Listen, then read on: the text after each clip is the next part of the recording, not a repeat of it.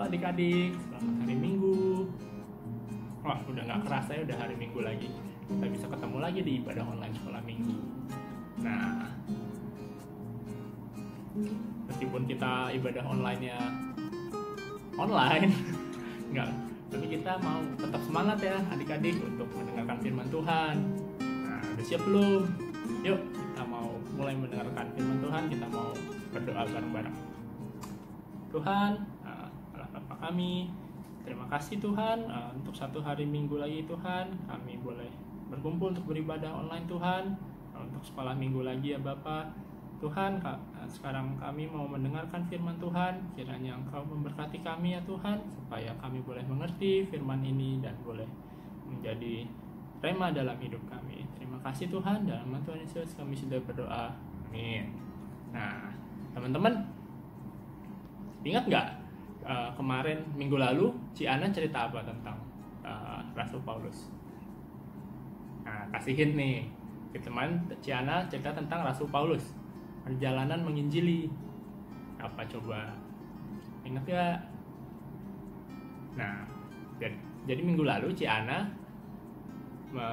menceritakan tentang perjalanan Rasul Paulus yang pertama ke kota Listra dan Ikonium dan Listra.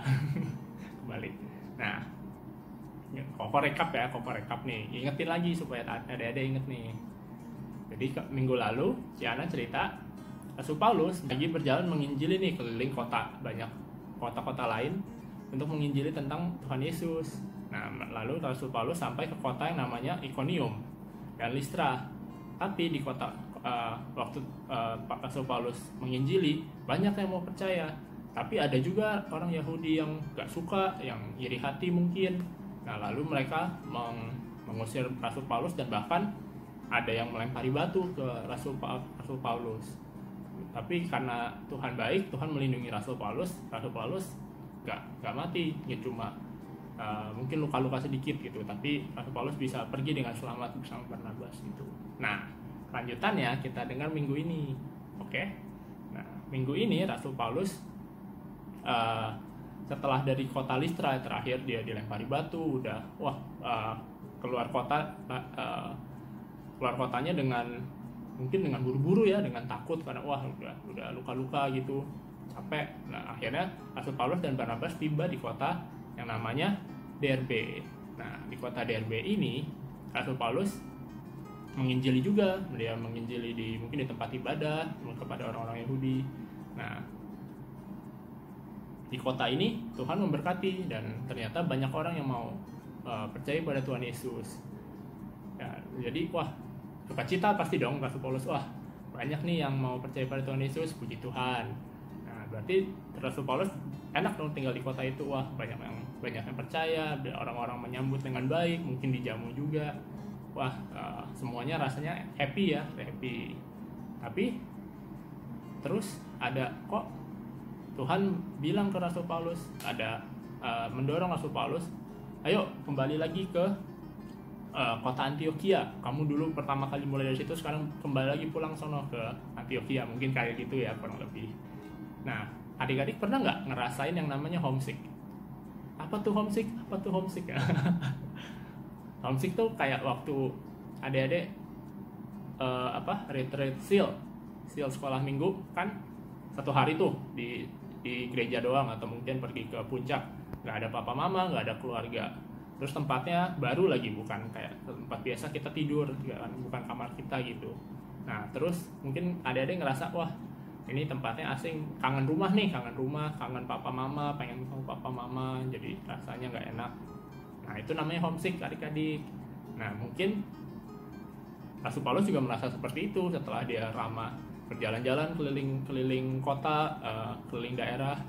Dan akhirnya dia merasa homesick nih, pengen pulang, pengen ketemu lagi sama jemaat yang pertama kali mengutus dia ke penginjilan seperti itu. Nah, akhirnya Tuhan menyuruh Rasul Paulus untuk kembali ke kota Antioquia. Nah, tapi nggak langsung dari kota Derbe langsung aja pulang, langsung lurus ke kota Antioquia gitu. Tapi Tuhan menghendaki supaya Rasul Paulus kembali ke kota-kota sebelumnya. Kenapa begitu? Supaya jemaat-jemaat di kota itu yang baru, yang sudah pertama kali diinjili, tidak merasa ditelantarkan mungkin, atau supaya mereka bisa dikuatkan lagi, supaya waktu nanti ditinggal oleh Paulus mereka tetap bisa berdiri sendiri dan tetap punya iman yang kuat seperti itu. Nah, jadi kembalilah ya udah Rasul Paulus kembali ke kota apa tadi? Listra, Iconium, sama Antioquia, tapi Antioquia yang lain. Nah, di 3 kota ini Rasul Paulus mengumpulkan orang-orang jemaat-jemaat yang pertama kali didatengin itu.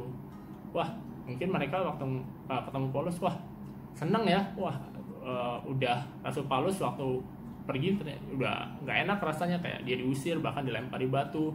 Wah, ini pasti Rasul Paulus nggak mau kesini lagi, kayak pasti rasanya takut atau rasanya malas gitu ya. Siapa sih yang mau ke rumah teman kalau kamu pulangnya diusir, itu kan nggak enak kan.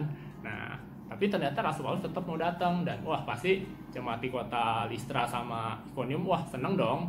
Wah, Rasul Paulus masih mau datang, masih ada ini, dan bahkan dia memberikan nasihat ke kita. Nah, di kota-kota 3 kota ini Rasul Paulus memberikan nasihat supaya terus menjaga iman berjemaatnya dan supaya terus bertumbuh dalam iman. Bahkan dia bilang kalau jemaat mau terus bertumbuh dalam Tuhan, terus mengikuti Tuhan, pasti akan menghadapi banyak pencobaan. Nah, karena itu Rasul Paulus pun juga mengangkat pemimpin orang Kristen di sana, seperti penatua-penatua, kayak penatua-penatua di gereja kita, itu kan mereka memimpin gereja kita. Nah, iya, jadi Rasul Paulus mengangkat pemimpin agama Kristen, penatua-penatua untuk memimpin orang-orang Kristen di kota itu gitu. Jadi di Listra dipilih beberapa orang, di Iconium dipilih beberapa orang, di Derbe dipilih beberapa orang gitu. Nah, setelah ditunjuk lalu didoakan pasti supaya diserahkan pada Tuhan dan Tuhan memimpin. Nah, setelah dipilih semuanya, ya udah, wah udah tenang nih Rasul Paulus. Oke, orang-orang jemaat yang sebelumnya aku injili sekarang udah bisa berdiri sendiri, udah ada pemimpinnya, udah pasti Tuhan juga memberkati deh, udah semua diserahkan pada Tuhan gitu ya. Berarti udah tugas Paulus udah selesai di kota itu. Nah, akhirnya dia udah bisa pulang ke Antioquia. Akhirnya Rasul Paulus pergi ke pelabuhan, ada kota pelabuhan namanya Perga. Lalu Rasul Paulus berlayar kembali ke Antioquia. Nah, sesampai di Antioquia, pasti jemaat-jemaat Antioquia seneng dong ketemu Paulus lagi. Wah, Paulus udah pergi jauh ya, udah pergi lama, udah mungkin di sono pergi udah berbulan-bulan bahkan bertahun-tahun kali. Wah, ngapain aja nih Rasul Paulus 2-3 tahun ini pergi pergi jalan-jalan gitu kan, pergi mengembara. Nah,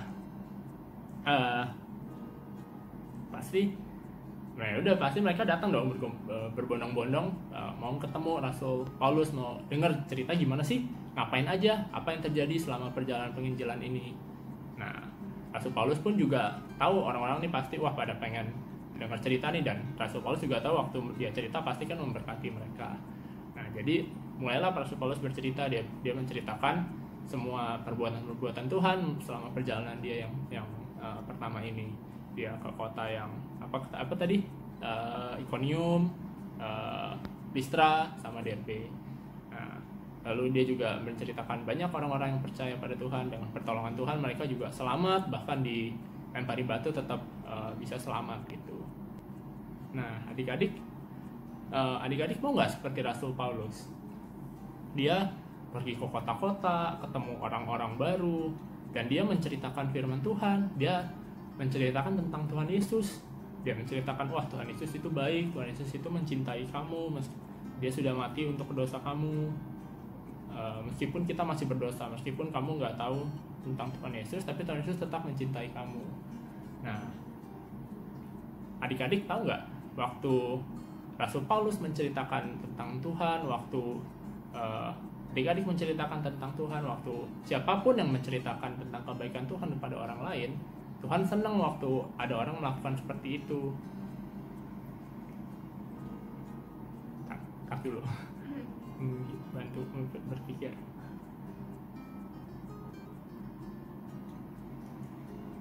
Kenapa Tuhan senang kalau ada orang seperti itu?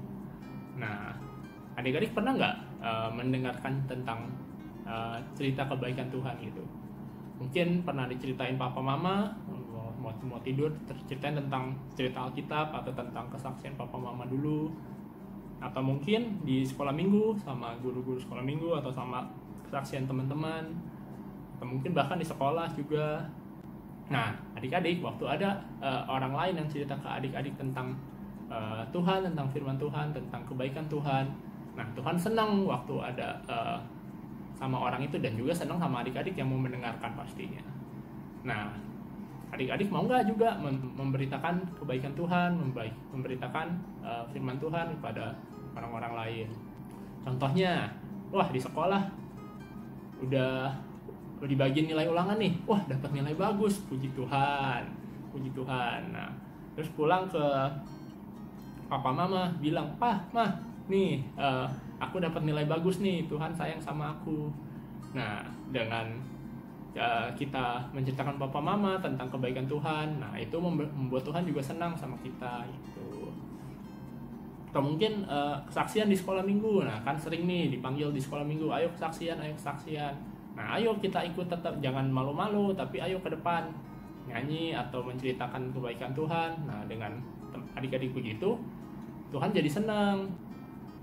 Nah, ayo adik-adik kita mau buka ayat hafalan kita. Nah, kita buka ya di Mazmur 9 ayat 2b. Mazmur 9 ayat 2b ini. Aku udah siapin. Nah, minggu ini ayat hafalannya pendek nih. Enak kan? Mazmur 9 ayat 2b. Yuk kita baca bareng-bareng ya. Mazmur 9 ayat 2b. Aku mau menceritakan segala perbuatanmu yang ajaib. Pendek kan? Sekali lagi ya. Aku mau menceritakan segala perbuatanmu yang ajaib. Nah, coba nggak usah lihat. Mazmur 9 ayat 2b. Aku mau menceritakan perbuatanmu yang ajaib. Nah, coba sekarang teman-teman sendiri ya. 1, 2, 3. Yang baik. Nah, pintar semuanya. Udah bisa ya, udah hafal ya. Nah, jadi ingat teman-teman, Tuhan senang ya ketika kita mau menceritakan kebaikan Tuhan, ketika kita mau menceritakan firman Tuhan dan kebaikan Tuhan pada orang lain. Jadi yuk kita sekarang mau berani untuk kesaksian waktu di sekolah minggu, berani kita mau cerita ke papa mama tentang Tuhan. Amin. Yuk kita tutup dalam doa ya.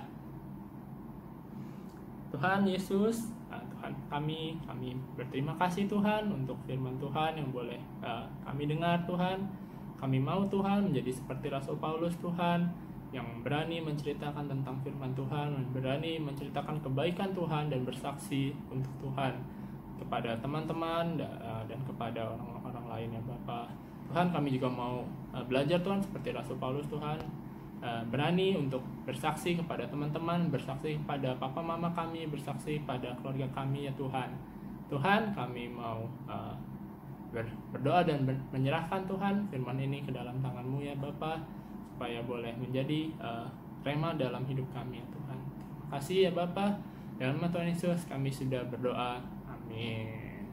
Nah, terima kasih teman-teman udah mendengarkan firman Tuhan hari ini. Jangan lupa ya, minggu depan kita ada kebaktian online lagi untuk KAA Sekolah Minggu. Oke, bye-bye.